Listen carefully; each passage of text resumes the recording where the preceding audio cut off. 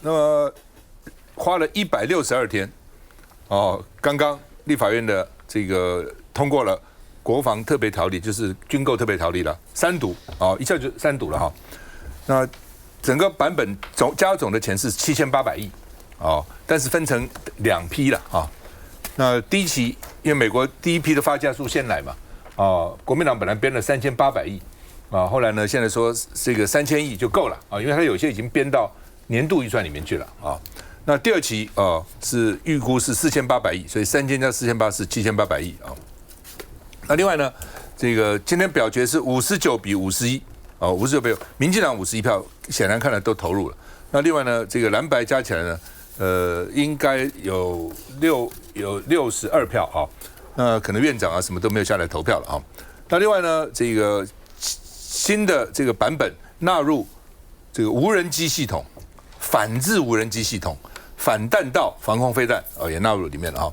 那徐巧芯是說呢，其實有600億，因為編到年度預算，所以其實是8400億，7800加600是8400億啊。那另外呢，因為現在沒有列入台美共同研發的採購項目，所以民眾黨提一個附帶決議，要行政院編入總預算裡面，就年度預算裡面啊，因為它有一些台美共同的，比如說可能無人機的製造啦、研發啦等等之類的哈，那是雙方共同的計劃哈。那說這個7800把韓國瑜、盧秀燕、黃國昌、鄭麗文的意見都放進來了啊。那吳思瑤說，我們本來是1兆2500億，怎麼變成7800億，打了62折？國防可以這樣做嗎？啊，那但是呢，黄國昌說，其實蔡其昌以及行政院高層私下有說，哎呀，8000億再加600就好，因為之前傳出8000億，再加8600就可以了哈。那蔡其昌說，1.25兆是100分啦，8600億只是雖然說這個私下黃國昌說我說可以，但是呢，並不是100分。我們看一下。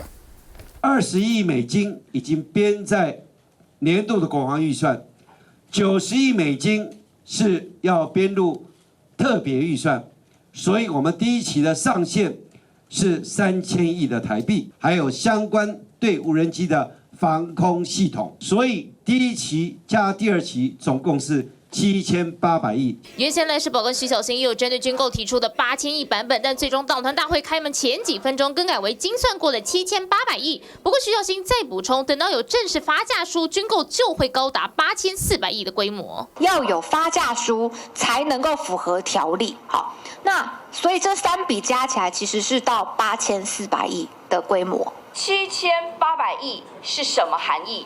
就是把國家100分的軍購國防打了62折，打臉了朱立倫，打臉盧秀燕，打臉了韓國瑜。民進黨團當然不能接受，但黃國昌就爆料，民進黨雖然協商堅持1.25兆，但私底下總召蔡其昌跟行政院高層卻拜託民眾黨說，軍購8000億，只要再加600億就夠。這個就是公開，我就是公開在議場上，我就拜託了。我只在路上遇到，我也在拜託啊。吃飯也在拜託，走路也在拜託，站着也拜託，坐着也拜託。那你要過8000億，我就會討9000億。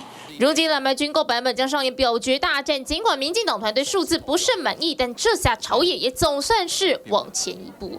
來，這樣今天講你們民眾黨。好。我覺得這次軍購條例還蠻多東西可以說的，包含剛剛提到那個台美合作倡議的部分，到底要怎麼編？事實上，今天在協商的過程當中，我們有一些新的發現。那我先帶來了一些重要的資訊哦。這個特別條例的部分，我不知道這樣看夠不夠清楚。這是我們今天早上記者會的內容。那正如剛剛所說的，第1批大約我們最後算出來大約是3000億左右。原本台灣民眾黨的版本是4000億，但是後來經過了最後的發價書以及呢最後的採購的金額。我們總共算起來，原本編4000太多，所以才會變成3000。那第2批的大概也就是4800億就夠了，所以2個加起來大約是7800左右。那過去很多人說，哎，是不是8000億？所以最後呢，我們就把這個特別預算把它鎖定在軍購的部分哦。那我也想要回應一下剛剛吳崢說的，就是這個特別預算的編列。特別預算的編列，它雖然說是一樣要符合這個所謂的預算法裡頭的相關規範，也就是要符合讓立法院可以監督。可是我們過去看到太多，明明預算法它有規定說要緊急正視的需求，或者是一些緊急天災等等的事件，你才能夠去編列特別預算。可是，在民進黨執政的過程當中，有很多的特別預算的編列都已經沒有在依照這樣子的法律在運作，所以我們在民眾黨團的版本裡頭特別強調了非常非常多的規範。這些規範就是不只是先編條例再編預算，我們中間還多加了一個把關的機制，就是你要先來做專案報告，你要先告訴立法院到底我們買這些東西，你的建軍計劃是什麼，它什麼時候會到，然後呢，未來的這個預算要怎麼樣編，以及呢整個的流程步驟等等，還有什麼時候最重要，什麼時候這些武器能夠籌獲到台灣來，以及它到底能不能夠提供真正台灣的國防實力來具體的提升。所以呢，在你編列預算之前，還有一個專案報告，你必須要先進來跟立法院做一個專案報告。所以這件事情是民眾黨團一再堅持才編列到這個特別預算當中的。那另外我想要特別講一下這個台美合作倡議的部分，原本他們希望院版的是編了600億，好，在這個院版當中，所以總共他們的高達1.25兆這樣子的預算。那大家知道嗎？我們台灣民眾黨呢就寫了一個附帶決議，這個附帶決議就是說，因為我們希望鎖定在軍購案，所以就編7800。你如果台美要合作，然後要技術提升，要深化，我們都非常支持，都非常贊成。但是請回歸到一般的公務預算當中。所以我們特別寫了，因為國防部一直說很急嘛，一直說這些事情很重要，要來深化產業，要來提供台灣的这個在地的這個軍事國防的這樣子的武器的建制的這些量能。所以我們就說，請你們在明年度116年度的公務預算就把它編進來。結果今天在協商的時候，你們大家知道這個顧立雄部長他們國防部代表說什麼？他們說不要編在明年，因為時間來不及。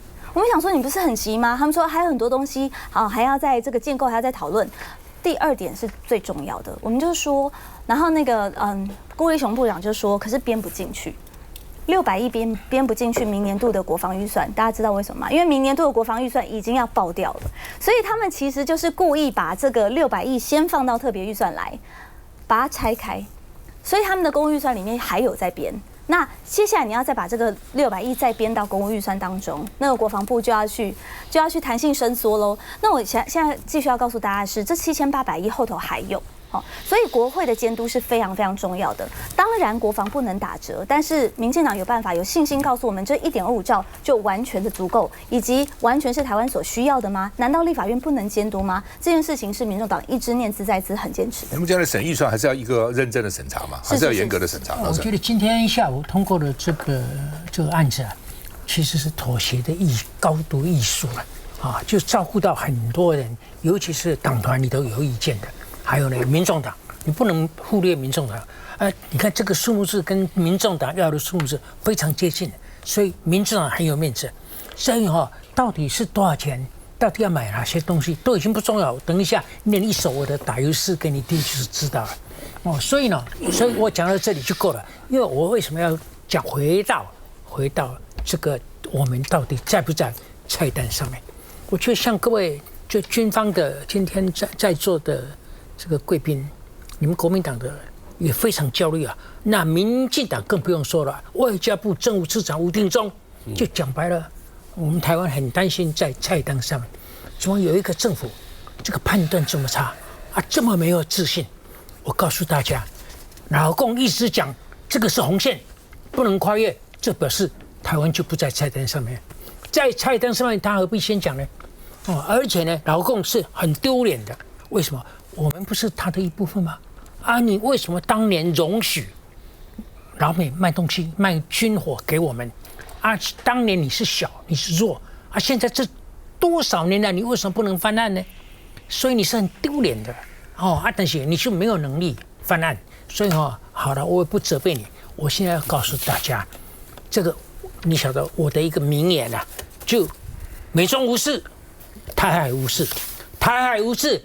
日本無從生事，這個是我的名言。因為，但是你稍微等一下，我已經好幾節沒有講了，你急什麼？趕快講，講吧。所以真的，你們要搞清楚，如果台海無事，是形勢使然，尤其是國民黨的要非常小心，你不要給大家一個感覺是說是我去求來的。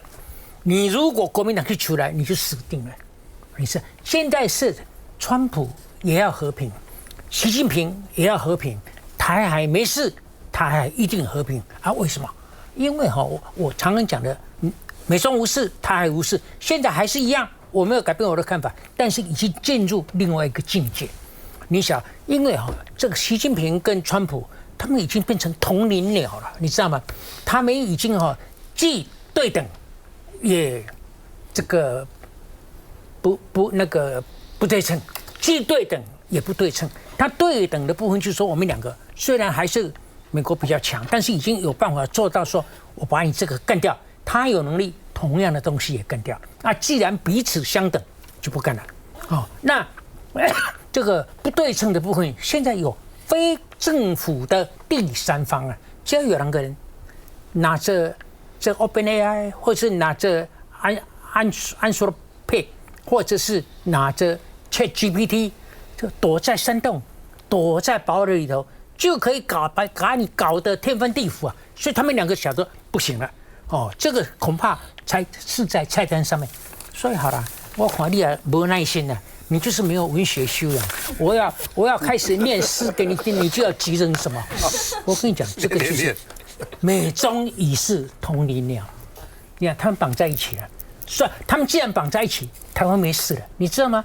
台灣沒事啊，台灣的沒事是自然而然的沒事。國民黨不要邀功，國民党你邀功，人家就說你已經拋棄了你一些什麼一中各表啊那些都沒有了。所以你們真有呢，還有一些講一中各表的都很笨，不要邀功因為是自然而然到位。大難來時都燒焦，這兩隻鳥樹林一着火，通通都燒焦了。所以呢，此時相煎何須急？所以他不急了。這次川普去就是買個東西也許你們賣給我一些稀土那三樣波音beef 黃小玉可以賣你看它規模縮小了，它行程縮短了，它沒有心情要吃菜了，所以菜单不重要。我們今天通過的案子我就一去，你看吵了這麼久結果搞個7000億，讓大家都滿意你想他們背後的盤算是什麼？就是庸人自擾，為誰忙？以後還有戲。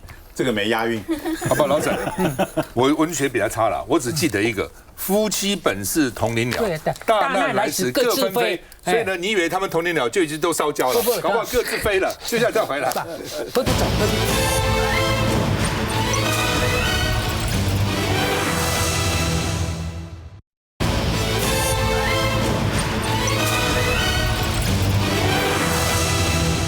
好吧，立法院下午3讀通過這個7800版本分成2期了3000億跟4800億，因為看了美國的發價書。來，黃艦長，大家聽到沒有？所有的這些軍購都幾千億、幾千億、幾千億的。當初馬英九8年，他的國防預算大概都在3000億出頭，那時候我們用美金算大概都是100億，都在3000億，現在已經到9000億了，9600。9600。我只問各位一個問題：你覺得馬英九時代你比較安全，還是現在？如果你覺得現在你比馬英九時代安全，請你全力支持民進黨。不能這樣問。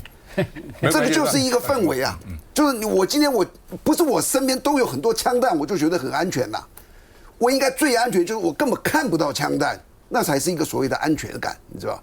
差異這麼多的錢，這麼多的錢，如果不去做軍火，你知道可以做多少國家的建設？我請各位講，多少錢才夠？明年如果再要2兆怎麼辦？不提供、不支持，就是不愛台灣，那個話術永遠都存在。將軍，這是思維邏輯上一個很嚴重的錯誤。吳思瑤講的，我們是100%，是給你1.5兆就叫100%。你現在沒給我，你給我7800，你就是打了，變成只有6.2折了。這我不知道他們怎麼樣去看軍購案。我政府提出來的全部給叫100%。我問的問題是，這個軍購案符不符合防衛作戰需求？我是軍人，最近很夯的議題，我們買了個新戰車 M1A2， 70多噸，很多橋梁過不去，也有人說，哎呀，其實過得去，那個都不重要。我們從俄烏戰爭看，廣大平原歐陸戰場，烏克蘭那個戰車可以用。從美伊戰爭看，伊朗都是山區，你有看到他的戰車出來嗎？他有準備很多世界地表最強的戰車嗎？沒有。為什麼？因為不需要。第三個，美伊戰爭看到無人機、便宜的導彈、反坦克的這種小飛彈，就直接可以摧毀地表最強的戰車。那我們買這個戰車，請問戰車的火力跟各種射控系統，戰車炮能打多遠？網絡上你去查，什麼時候用得到戰車？敵人登陸上來的時候，等到敵人登陸上來的第一個先決條件叫做我們海空軍都是零，我們的網絡 C4ISR 被監控、被掌握，甚至被水掉了，怎麼辦？那時候戰車還要打城鎮戰，如果戰場情況進行到那裡，他來一批無人機，還不要反戰車飛彈，請問戰車的存活率，我有一部分反無人機的能力，你反得了嗎？你數量勝過你的質量。我一次一批100架，它的無人機航母啊，就空中的大型無人機運輸機，中共已經展示過了。一次載運100架無人機，2批是300架，針對你一個北部作戰區的這些大戰車，這些166的自走炮，你還有什麼存活率？所以我們要買的是現在藍白的正確的反制無人機的系統，短程的防空飛彈、反導彈系統，這些比較廉價，我可能發揮一點效果，讓我可以存活久一點。就基本上呢，就是說他因為現在只是通過這個條例了，還有預算，還不是預算了。條例通過以後有預算來，預算來以後呢，還要立法院還要嚴審。我覺得立法院一定要嚴審這個預算啊，才不負人民的這個寄託了哈。那好，吵了162天，最後這個7800億版本跟我原來提的不是幾乎一樣嗎？我原來提8000億、8100億，就這個意思啊。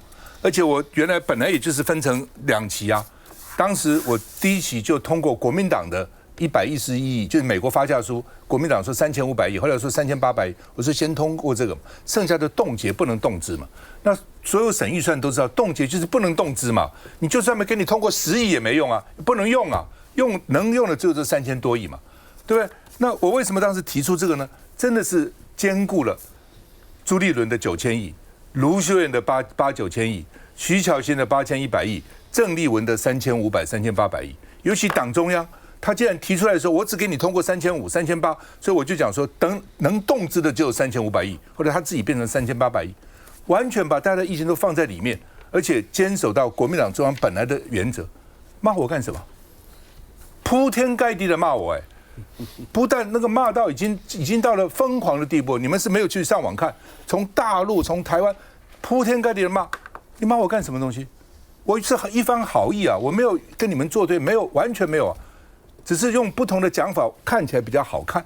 因為民進黨要跟國民黨打選呢，他就2招，一招說你親中，一招說你反美。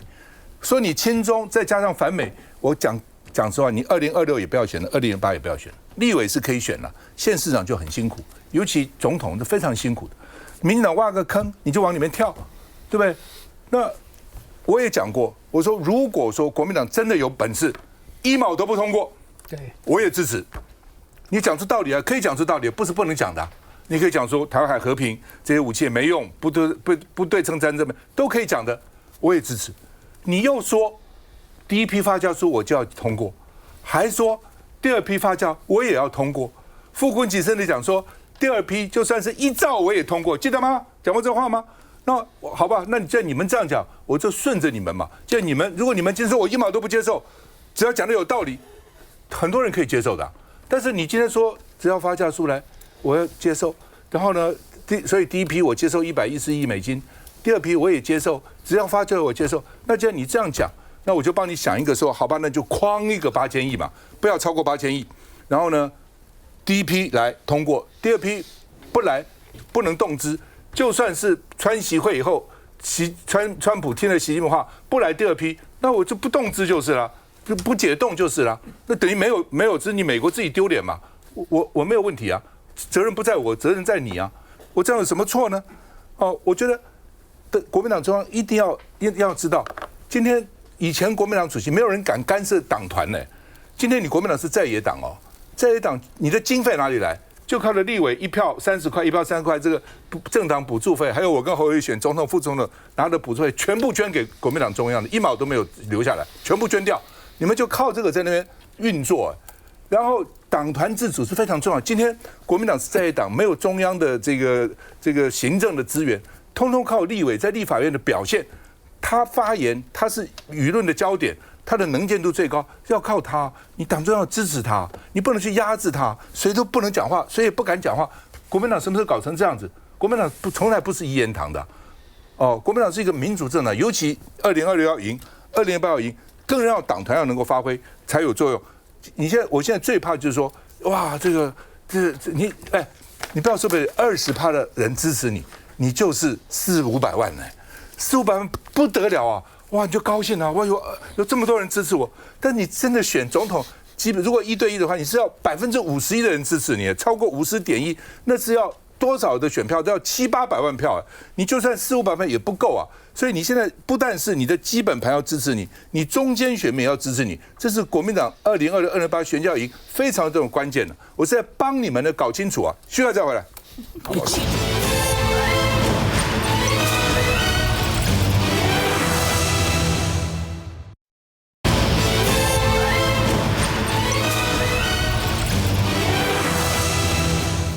好不好？立法院現在因為原來預算都沒審嘛，現在說開始審了。為什麼？因為明年預算要來了，所以他們現在預算要趕快審完。明年預算新的預算要來要審啊。那公示了，公示他們是有先按照政黨推那個審查委員，然後再推提名人，由審查委員再審查這個提名人，哦，變成這樣。那有8個藍白的這個審查委員呢，通通辭職不幹了，辭職了。哦，那後來他們現在就說，那董事任期到了怎麼辦呢？就延任啊，時間他延一下啊。那今天因為審到公司的預算，那就李遠啊，他也是作家嘛啊，他是主委，然後找了胡延輝啊，就是公司的董事長到立法院，然後羅智強就說延任條款不通了，被刪掉了，所以你胡延輝呢已經不是公司的董事長了，請他離開哦。所以呢就叫胡延輝離開啊。那李遠說這是叫忍無可忍，說你這是藍營呢羞辱性的政治動作，把公司的董事長趕出立法院啊。那他們說是請出了，反正請出趕出，反正就走了嘛。那李遠是說民主不應該以羞辱作為溝通的方式哈。好，那麼公示董監提名，另外呢 NCC 到現在為止委員也不夠啊。那很多委員都有問題了啊。那問就是大家就怪嘛。那民進就怪就藍白啊，這個不通過，藍白就說你要協商，你也不協商，對不對？然後你自己就通過那些，你如果提來的人都是望重士林、望重司法、望重社會，那大家怎麼會不通過呢？反正就大家就吵啊。那李遠是金庸迷，所以這下到公示不能夠笑傲江湖了哈，而且呢讓胡延輝很難堪啊。胡延輝也是新聞人了哈，他從很年輕的時候，我在當議員就認識他啊。那結果呢，這個當然蠻難堪的了哈。那另外呢，檢察總長徐錫祥，因為藍白上次把他否決了，檢察總長立法院通過的啊。然後呢，果然就被大家猜到，就派昨天那檢就叫他代理檢察總長了。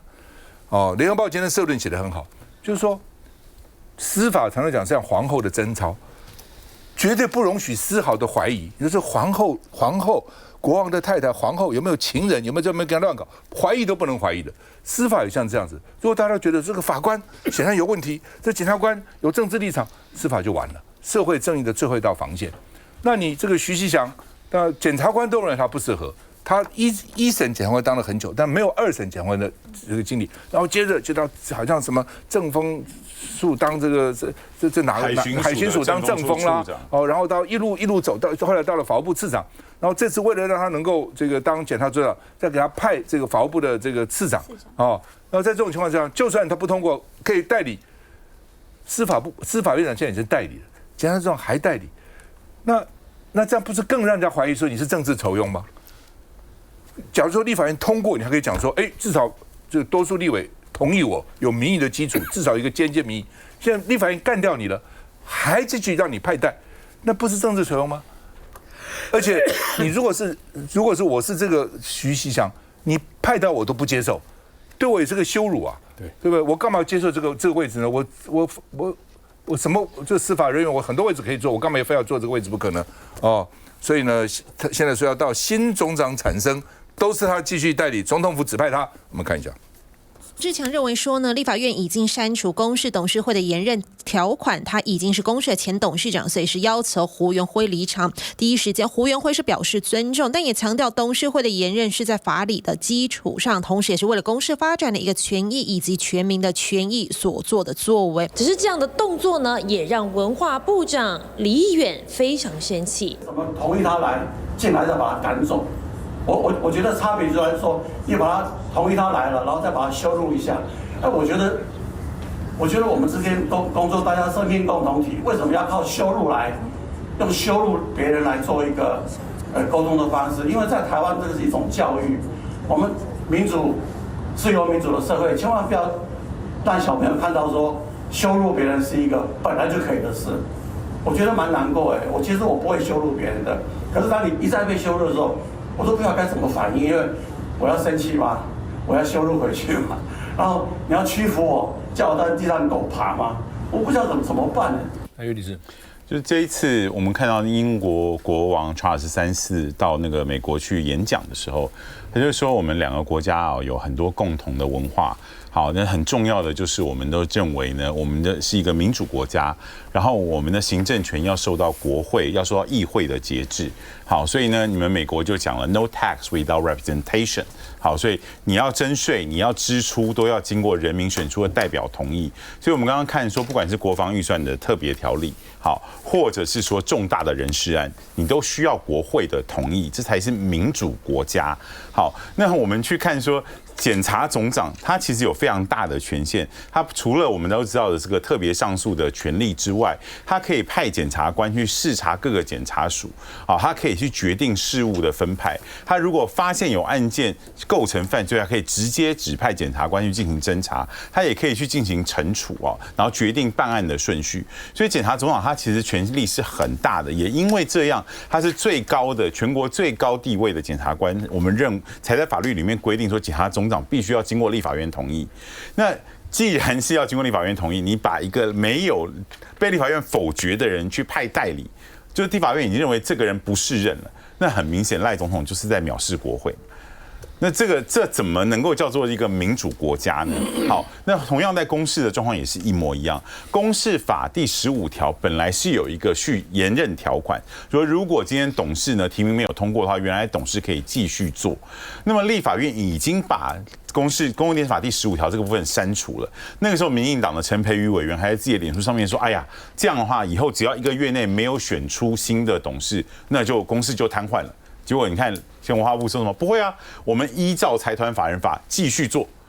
我們這個做法是，如果今天公視法沒有特別的規定，也沒有被刪掉，依照財團法人法，董事沒有選出來以後，原任董事當然可以繼續做啊。但是現在是在公共電視法裡面，本來有延任條款已經被特別刪除了，所以這個特別法優先於普通法適用，這個應該是大家大概國中的時候就應該學過的東西啦。哈，那這個民進黨還可以硬凹說，既然這個你公視法沒有規定，我就讓他繼續續任。那所以陳培瑜不分區委員之前是在亂講話嘍，我是在危言聳聽嘍。好，所以其實今天很明顯的就是，民進黨賴總統他根本沒有打算尊重民意，也沒有打算溝通。我們回頭去看當初的國防預算特別條例，他當初去年年底的時候是先在國際媒體上宣布說我要1.25兆，然後沒有給國會任何的說明，再來就是給了幾張 A4 的紙，然後他要的是什麼？是衝突吧？你如果真的想要通過預算，我記得以前馬總統的時候，你要通過預算，那個時候國防部多麼的辛苦，一個一個委員去拜託去做說明。民進黨是我不跟你講啊，那你只要沒通過，那你就是中共同路人啊。那這次到底想把事情辦好，還是想把事情搞砸？好，在檢察總長的人事也是這樣。那你今天如果真的希望大家對司法有信心，你怎麼會把最高的檢察首長用一個被已經否決的人去派代理呢？這是說不過去的。那吳正到底是不是故意的？因為當時之前的投票之前就說沒關係，就算他沒有被通過，可以代理這樣。我覺得其實大家也都把現在政局看得很清楚了。其實現在行政立法就延續着這一屆國會以來，其實就是很零和，就是很對抗。那我們當然一直也希望說，是不是出現一些轉圜的餘地？不過看起來這個氛圍還是持續。那我覺得，不論是檢察總長，不論是公視董事，其實這個人事權其實都很單純，就是兩邊在角力嘛。因為對不對？立法院否決了，那坦白說了，就是民進党當然覺得說，這許志祥他也一直都在這個體系檢察體系裡面歷練啊。你要說什麼他有什麼爭議嗎？他太綠嗎？也沒有啊。但你還是把他給我封殺了，好吧？那用代理的好了，那是我現在是找行政人員可以派代理。那當然，在野党就覺得說，那你不尊重我們。那公視這個其實也是一個兩邊就僵持不下嘛，因為按照公視法，其實是立法院大家一起來選出一個審查委員會，好，然後這個讓這個行政權這邊來提委員，讓審查委員會來審。那只是說，按照現在的8名辭職的審查委員說，既然你是審查委員產生本身有經過政黨比例的話，你是不是在提名委員這個本身也不要你行政權自己抓，也要有一些政黨比例的想法？但這兩邊現在也是僵持不下，所以我覺得這還是整個政局的縮影了。那坦白說，我對於是不是這個狀況會改變，也是有點悲觀。那不過我想回應一下，剛剛我們談國防特別預算這個事情，在我簡單回應一下剛剛來賓大家提到了，那包含說，其實提到國防部其實就是為什麼我們主張用特別預算嘛，因為包含國防部也解釋說，其實明年的預算其實也有本來的規劃，有到了一個它的上限了。那包含在年度一般總預算，如果你沒有特別定這個分年度來執行的計劃，跨年度計劃的話，其實會受限於當年度就必須要執行完畢。那這個可能也牽涉到我們跟美國之間的一些合作能不能及時執行完的問題。那剛剛這個葉律師提到說，特別預算好像這個不是特別重大正式國防採購，是不是符合這樣的一個定義？那不過我想提醒大家，其實大家不要忘記，我們去年這個普發現金其實也是用特別預算來編列處理的，所以我覺得這個大家見仁見智啦。全台灣每個人發1萬塊可以用特別預算，那我們的國防建構可不可以用特別預算呢？那最後是，其實我覺得剛剛將軍也講到一個重點，因為這還是民進黨我們這次一直表達一個遺憾，就是無人機的重要性，這是大家都知道。不過這一次在所謂1.25兆變成7800億過程中，包含我們說國軍要採購20萬架自殺式無人機，包含我們的這個自殺無人艇等等，其實是沒有在這個特別預算規劃裡的。所以我想這部分未來還是要補救。不過他們那個中美共同的那個項目就包含無人機嘛，我有看他那個你們的附帶決議。然後商購的部分，如果真的要編就編進來，但是重點是，其實國防部的報告裡面，這一次編列的這個無人機裡頭的這個攻擊型，還有呢這個偵搜型，它的比例有失衡的問題。那很多的軍事專家也有指出來，他們的這個距離還有續航力也都不足，所以這個東西到底要如何採購，該不該採購，民主一定要監督。而且你到審查的時候，到時候可以有巡檔，而且原來是講20萬架，后来變成30萬架，覺得怎麼一下可以這樣變哈？我要講這武昌這個人事的問題是這樣哈。假定說今天我是執政黨，然後國會我是多數，你愛怎麼樣就怎麼樣，大家都知道嘛。你要提誰就提誰，你提個屬狗的，這一人都反對不了。那你現在不是這樣嘛？你这不是這樣，包括陳水扁那個時候，你看他第一屆，因為他立法院不夠，他都要用唐飛做行政院長，他就是一個例子。他你要承認這個現實嘛？那你賴清德的問題就是說，他就是不承認嘛，他就給你硬搞。那民主硬搞是搞不成的，這是一個。好，我們就來拿這個檢察總長來看好了。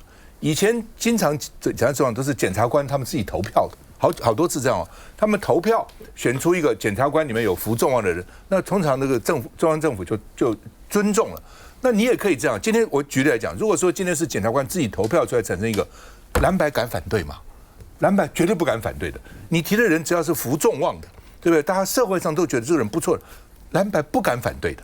對，那你就硬要提一個自己人，甚至檢察官裡面都反對，那叫藍白怎麼同意呢？這是一個。甚至包括 NCC 委員，包括公視董監事都是一樣的。你現在你已經不是能夠獨吃了，因為你在立法院你不夠半數嘛，所以你就不能说我愛用誰就誰，你一定要這個人用的是整個社會或者整個這個，比如這個界裡面，媒體界或是學術界、司法界，大家公認這個人沒話講，是優秀的人，藍白在的也不敢反對的。那你現在不是這樣子啊？你看你提那些人，對，我仔細看每一個都是很綠的，跟你們很接近的。那在這種情況之下，那你要再一黨不給他通過，那再一黨不是唾面自乾？他怎麼可能？不可能嘛，老沈。我跟你講，你找吳崢分析他的老闆，你是有一點缺德。你應該找我。我跟你講啊，因為我們觀察賴清德已經很多事情了哦，包括不付諸、不公布、不執行，還有朝小野大也都那個拗過來，32-0，數學上不算輸哦，這些它只有一个，你這麼多現象，你應該把它集中起來，用一句最簡單的話來綜合。它既不是擇善固執，也不是擇惡固執，它就是擇你不要他做的事情，我偏要做，就是固執了。這樣的話哈，我跟你講，他身為他的部下發言人啊，他其實有兩條路，我受不了了，拜拜。那一個就是繼續做下去啊，但是顯然他選擇繼續做下去啊，所以你為什麼要找他解釋呢？因為我覺得總統擇善固執。那我覺得我想補充一件事情，其實這個公視的董事的事情是可以不用鬧那麼難看，但是李遠部長他剛剛講一句話說，民主不要用羞辱的方式，像我就不會羞辱別人，錯，他都在羞辱別人。比方說像那些公視要審查的董事，他就說人家民主獨裁耶，人家不同意，認為說這個文化代表性可能有問題，人家審查的過程希望有先經過一個協商，然後他不要就不要。然後他又公開的去罵人家，說人家是什麼民主的獨裁啦，怎麼文化流氓等等等等。那你這不是在羞辱別人嗎？你羞辱了別人，然後而且完全沒有溝通跟折衝。一個部長要做到這麼的情緒化，然後一直去侮辱別人，讓整個事情弄擰，就好像我們第4次的軍購協商，顧立雄部長一樣，在裡頭爆氣。其實那次的協商大家可以有一個比較相對好的結果，結果又拖了2天。我覺得這些部長大概都是看了這個賴清德總統，不是擇善固執，也不是擇惡固執，他就是很固執。休息一下再回來。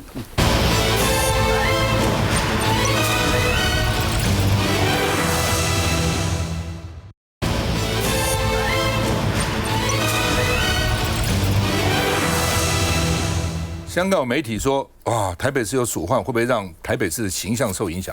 香港沒有老鼠。好，那麼許淑華說老鼠也是動物，愛護老鼠啊。徐小新笑他，然後你叫許淑華。哦，鼠權之母哦，好。那另外呢，這個因為民進黨在後面，尤其那個沈伯洋要開始選，就老鼠也變成很重要的一個議題。王世堅說背後有人在操弄哦，好，這是老鼠。那另外呢，剛剛立法院也通過了醫療法3班互併比哦，3讀通過了哦，說違規的醫院最終要停業1年，而且呢，互併比到底一個護士看幾個病人，每3年檢討一次哦，看自己的情況來檢討哦。醫學中心如果違法了，最終要罰200萬哈。那全民健保費後年可能會調漲的，為什麼呢？今年度試算少了818億，現在已經一年也是9500-600億的。最早的時候健保剛出來一年2000億、3000億、5000億、6000億，突然間變9000多億了哈。所以呢，說撐不下了啊。老沈怎麼看？我寫了一個對聯，今天是因為李敖大師文師不是李敖大師的附魂在我身上。我跟你講哈，這個是一心向華，一生飄零，是鄭麗文。全面抗中，全身痠痛。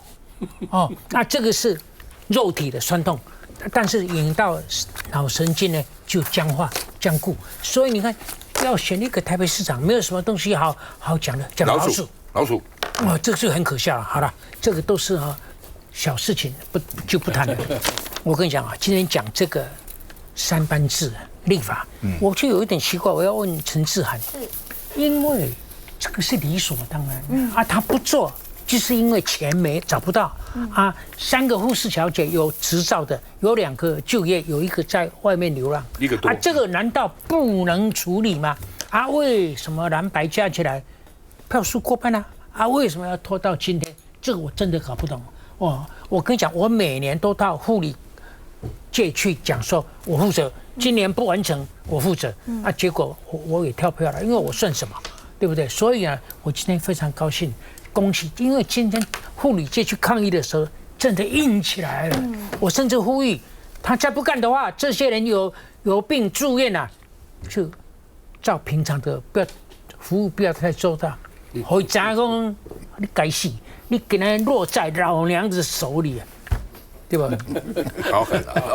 好狠啊！我覺得來這那個，我覺得大佬真的是醫界良心哎，因為老實說，護理師會非常堅持他們的權益，因為他們真的很血汗。但是醫事團體，尤其是醫院的經營者，他們會用各種的方式跟壓力來溝通協調或遊說也好。所以先回應大佬第一個問題，為什麼要拖這麼久？事實上，我們在這一屆的第1個會期就已經把法案送進去，可是一直沒有被排入委員會。其實藍綠的招委都沒有排。最後我們用了一招逕付2讀，民眾黨要求進復2讀直接推，那我們也去游說國民黨的朋友。那國民黨的委員呢，其實有一些也是跟醫界的關係非常深厚的，所以也要去跟他們溝通跟說服。第3個點是賴清德總統自己在2023年的時候自己承諾說，他上任2年之內他就要推動3班互併比的入法，所以我們認為這應該是3黨的共識。結果等來等去都等不到，最後我們決定了不管了，就來付諸表決。但今天有一個插曲哦，其實台灣民眾黨的版本是最接近護理師工會他們要的，就是要一個諮詢委員會，然後護理師的代表要1/2。但是呢，這個當中其實國民黨還是沒有辦法投贊成票。那民進黨是更誇張，民進黨是1/3。那1/3護理界是完全不能支持，他們覺得說這個根本就是出賣護理。最後多少？最後的版本是按照國民党的版本，就是把諮詢委員會整個拿掉，回歸到主管機關衛福部去定標準。但是這個東西其實也會有問題，因為如果沒有一個諮詢委員會，你要如何去監督那個衛福部？所以其實後面還有一條漫漫的長路。这個差別主要在因為這確實是賴清德總統競選的時候政見，所以我們事實上也支持。那今天剛剛志涵提到，我們民進黨、民眾黨、國民黨的版本在於說，第一個，民進黨跟民眾黨都有這制度下都有一個護理師的包括整個諮詢委員會。那民眾黨的比例是1/2，民進黨比例是護理師要佔1/3，這是一個差別。那但是今天最後過的也不是民眾黨版本，過的是國民黨的版本。那麼讓我講完，幫你講完。對，那差別是什麼呢？差別在於說，這民進黨我們等於是說比較接近衛福部政院版了。政院版就是說，考量到確實是有一些醫療機構認為說現在有一個人力的缺口，那你互併比，因為現在本來的法律是全日互併比，那但全日互併比，你白天的時候人力夠，晚上人力不一定夠，所以護理界當然也希望說改成3班互併比。而那衛福部的一個考量是說，那現在有些地方它確實有面臨人力的缺口問題，那你直接一個硬性的規定，如果之後護理師的人力還是沒有辦法及時補足的話，那醫院醫療機構就可能要關床，所以要考量到這個，所以民進黨跟國民黨最後版本最大的差異在於說，就是衛福部他希望有個2年的緩衝期預告，然後他用一些行政的措施去補足人力缺口。那民眾黨跟國民黨認為說不要再給這個2年緩衝期，所以最後落在差別這邊。但我還是要強調，我們也是支持3班互併比的方向。律師。其實護理師這邊是一直希望入法啦，然後民進黨看起來是，我覺得民進黨很有趣，他常常什麼事情都是在擋到最後擋不住，就說，其實我一直都支持這件事情。好，我看我上這7天假之前也是這樣，這次互併比的事情也是這樣，雖然政見裡面有，但是一直都不做。好，然後等到真的通過，就說其實這是我們一直的主張。我看那個吳思瑤還開記者會啊，說國民黨跟民眾黨一個是壞，一個是笨啊。好，那就是這個版本都是壞，都不好。那民進黨為什麼不推呢？好，那我覺得諮詢委員會在目前民進黨主政的這個氛圍下，其實設了等於沒有設。好，你覺得賴清德的政府會理任何諮詢委員會嗎？你就算裡面100%都是護理師好了，他也不會理他。所以，我看看老鼠，好，老鼠選舉選到把老鼠拿出來當議題，實在是很無聊的事情，層次拉得太低了。各位縣市長，你哪一個敢拍胸脯？我在上當選，這個縣這個市沒老鼠，笑話。我舉當年呢，我們在40多年前，我在金門當營長，金門鼠患很嚴重，都是坑道嘛。結果的規定，每個營每個禮拜交多少條，比如說交30條老鼠尾巴。哇，每個據點的兵呢，白天晚上吃飯前後就跑到廚房燒水桶附近去找老鼠，幹嘛？逮到一只切尾巴，不然我要禁足啊！哦，一個禮拜交幾十條，真的消滅不少。我這幾個市長可以參考一下，各里發動，交老鼠尾巴，那看看全民運動。我今天找的街上很多老，我今天早上才看了一個這個影片 YouTube 的，一個老鼠跑，3隻貓，它跑到哪就跳。現在的貓也不是貓了，對，貓也不餓了，所以它也不去殺老鼠，那老鼠也不會死掉，因為現在生活富裕，我覺得一個富裕的社會哦，老鼠餓不死，你都把這些都養得很飽的時候，那個鼠患真的會越來越嚴重。